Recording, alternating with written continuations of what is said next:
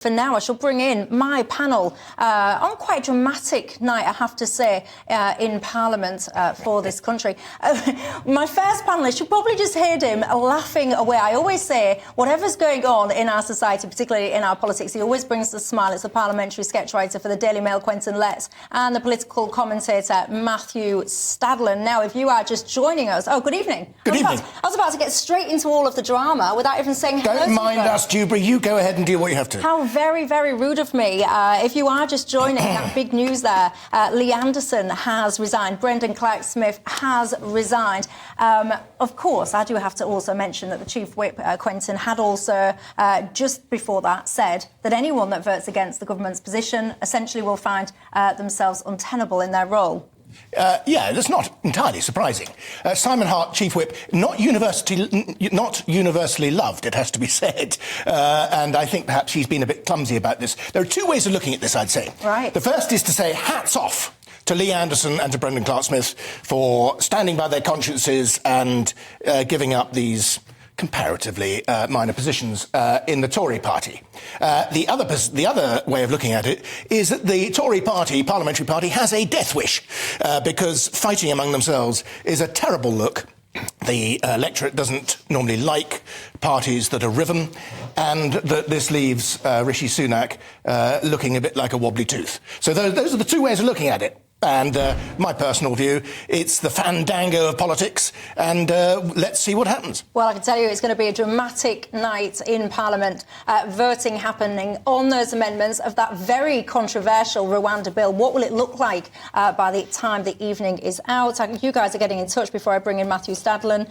One of my viewers right now on Twitter says, respect to Lee Anderson and Brendan Clarke-Smith for resigning from the discredited, collapsing Tory government. Hashtag Rishi must fail. Cool, blimey, not mincing your words there. Matthew Stadlen, where are you? What an evening this is to be live, Michelle. I mean, literally changing by the minute the news. First that bit just before we came on air from the Chief Whip, then the news that Lee Anderson has resigned.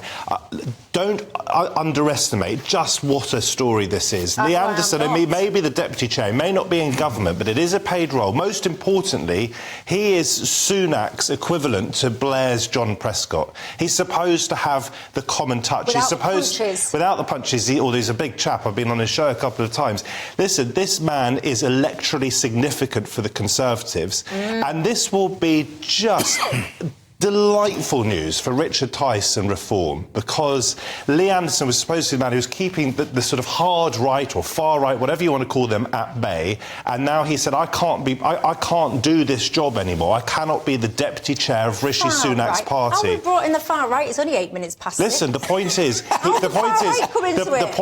this was a man, Lee Anderson, who said, and we get on perfectly well behind the scenes, but Lee Anderson said when the government lost its case in the Supreme Court over whether or not Rwanda was a safe country, he said that the flight should take off anyway. You might not call that far right, but it's quite extraordinary for the deputy chair of a governing party to say this. This is a massive story. As Quentin Letts says, you cannot win elections if you are divided as a party. This is election year. We're just a few days into 2024. They are tearing themselves apart. Well, you can, though, because Boris Johnson did in 2019. There were a lot of Tories who didn't like Boris.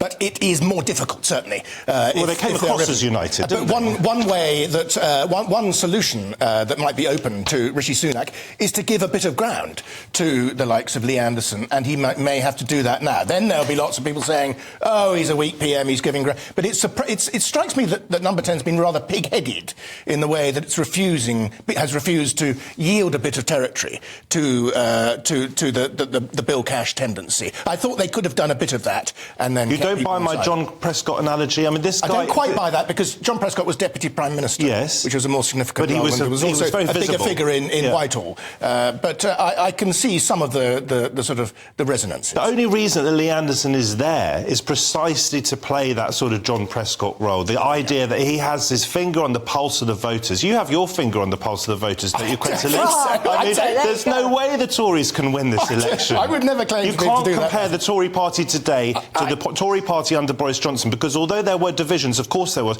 Boris Johnson, for whatever one thought of him, and I was not a fan by any stretch of the imagination, he was able to bring people together to win elections, and he won elections time and time again.